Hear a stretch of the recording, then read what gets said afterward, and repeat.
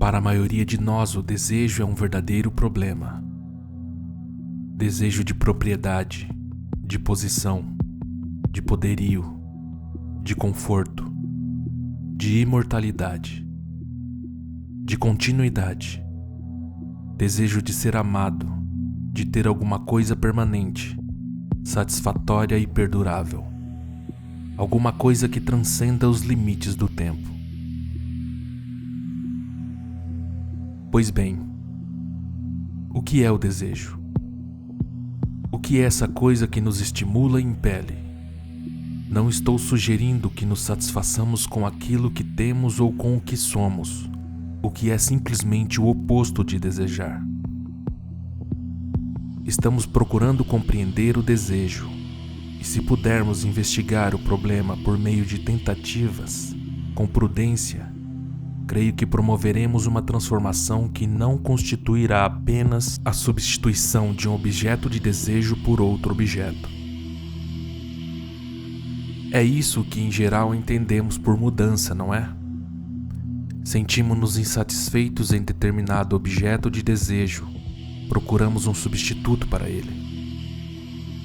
Estamos perenemente passando de um objeto de desejo para outro, que consideramos superior, mais nobre, mais requintado.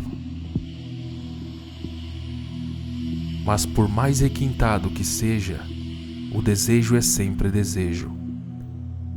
E nesse movimento do desejo há uma luta infindável, que é o conflito dos opostos.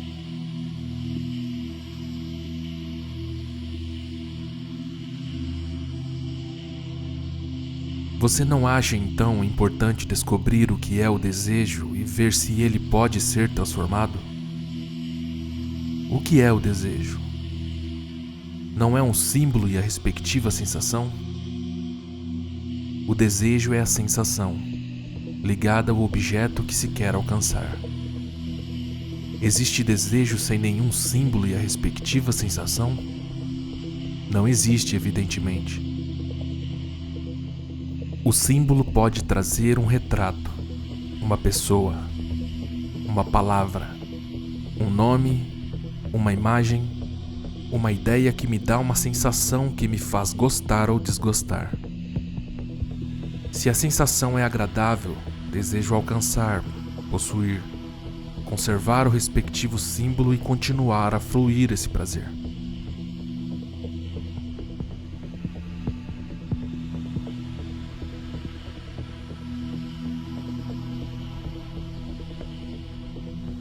De vez em quando, segundo minhas inclinações e intensidades, troco de imagem, de objeto.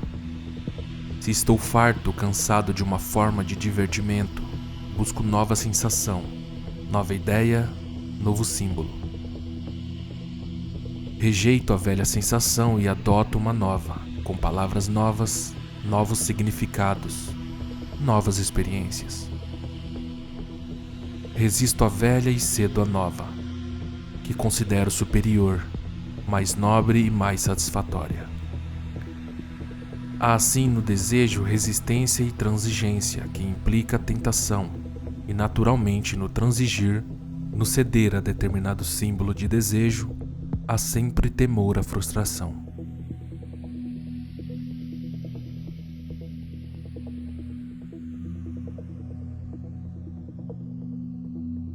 Se observo em mim mesmo o processo do desejo, percebo que há sempre um objeto para o qual a mente se dirige, em busca de novas sensações, e que este processo subentende resistência, tentação e disciplina.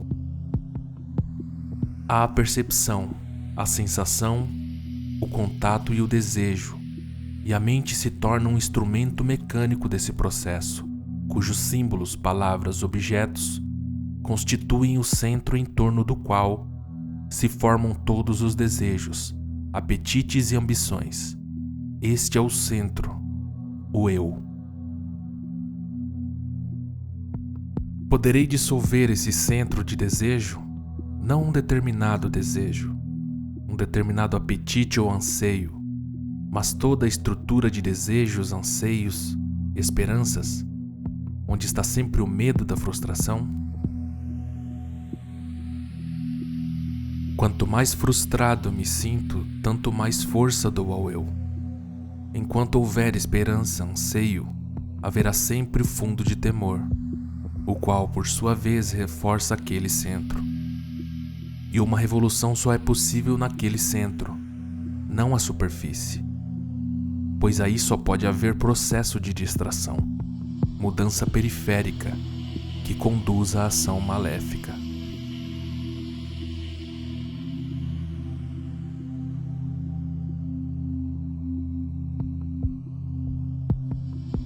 Quando estou consciente de toda a estrutura do desejo, percebo que minha mente se torna um centro morto, um processo mecânico de memória.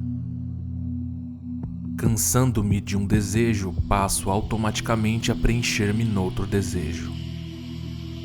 Minha mente está sempre experimentando, dentro dos limites da sensação, ela é um instrumento da sensação. Quando me entedia determinada sensação, busco uma nova, como por exemplo aquela que chamamos conhecimento de Deus, mas que é sempre uma sensação.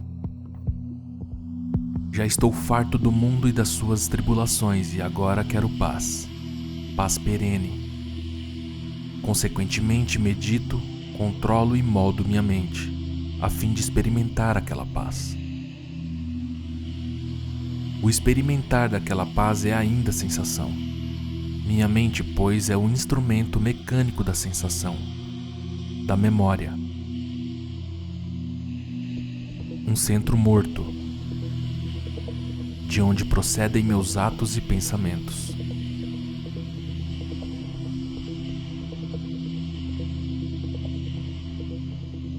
Os objetivos que persigo são projeções da minha mente, sob a forma de símbolos dos quais a mente deriva as sensações. A palavra Deus, a palavra amor, a palavra comunismo, a palavra democracia, a palavra nacionalismo. Todas elas são símbolos que proporcionam sensações à mente. E por essa razão a mente se apega a elas.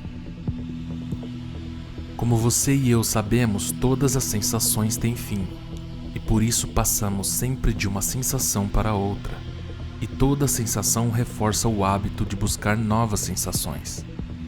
Nessas condições, a mente se torna apenas um instrumento de sensação e memória, e nesse processo, nos vemos colhidos.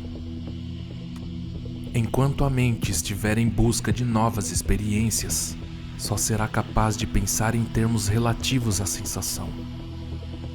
E qualquer experiência, que poderia ser uma experiência espontânea, criadora, vital, singularmente nova, ela reduz imediatamente a sensação e se põe a buscar essa sensação, que se torna então uma memória. A experiência, consequentemente, está morta, e a mente se torna simples reservatório estagnado do passado.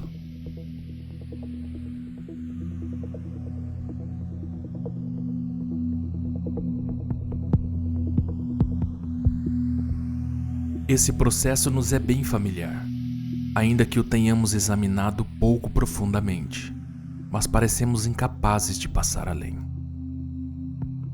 Queremos passar além, porque estamos cansados dessa rotina interminável, dessa busca mecânica de sensações, e a mente, por isso, projeta a ideia da verdade, de Deus, sonha com uma transformação vital em que ela desempenhe o primeiro papel. Por esse motivo, nunca há um estado criador. Observo em mim mesmo esse processo de desejo, esse processo mecânico e repetitivo, que conserva a mente numa rotina, transformando-a num centro morto do passado, sem espontaneidade criadora. Há também momentos súbitos de criação, dessa criação que não procede da mente, que não procede da memória, que nada tem em comum com a sensação ou com o desejo.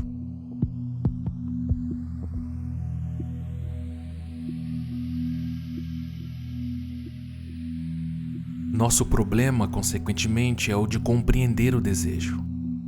Não até que ponto ele deve chegar ou em que ponto deve parar, mas compreender o inteiro processo do desejo, das ânsias e apetites ardentes. Quase todos nós pensamos que a posse de poucas coisas denota ausência de desejo. E como veneramos aqueles que possuem poucas coisas. Uma tanga, um simples manto, simbolizam o nosso desejo de estarmos livres do desejo, mas é também uma reação muito superficial. Por que começarmos no plano superficial, renunciando às posses exteriores, quando nossa mente está atravancada por inumeráveis necessidades e desejos, crenças e lutas? Por certo, é aí que se deve operar a revolução. Não no quanto possuímos, ou que roupas vestimos, ou quantas refeições fazemos, mas tais coisas nos causam impressão, porque nossas mentes são muito superficiais.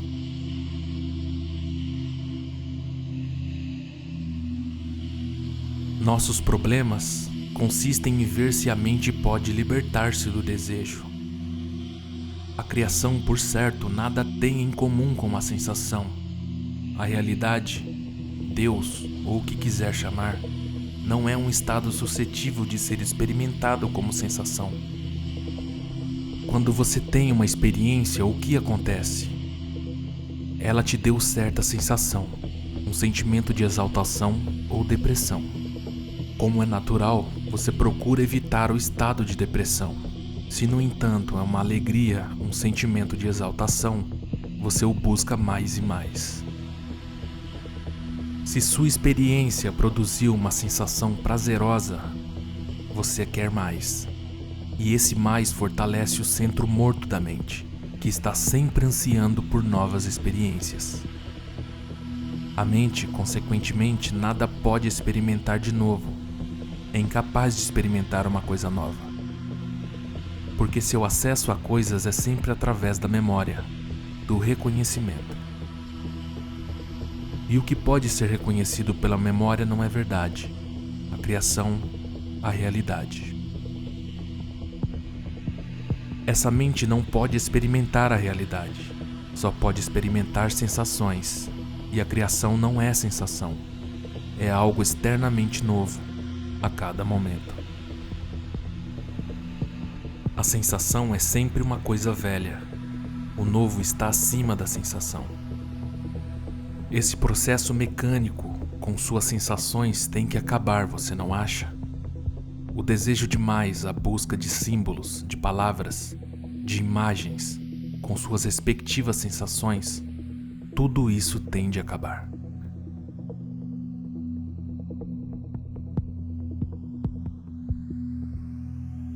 Só então é possível a mente encontrar-se naquele estado de criação em que o novo sempre se manifesta.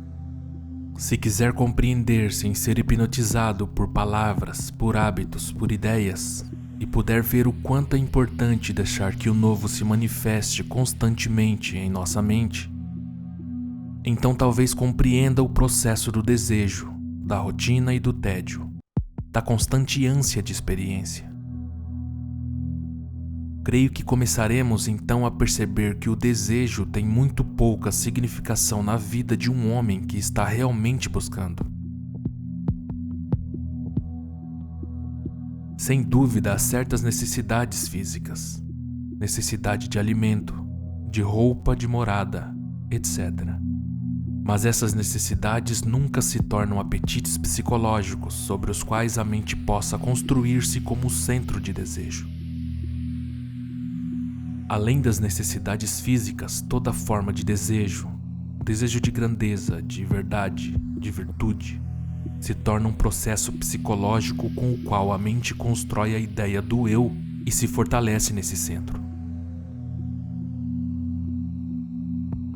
Ao perceber esse processo, ao se tornar verdadeiramente consciente dele, sem oposição, sem nenhum sentimento de tentação, sem resistência, sem justificativas ou julgamento, descobrirá que a mente é capaz de receber o novo. e que o novo nunca é sensação e, por consequência, não pode ser reconhecido, reexperimentado.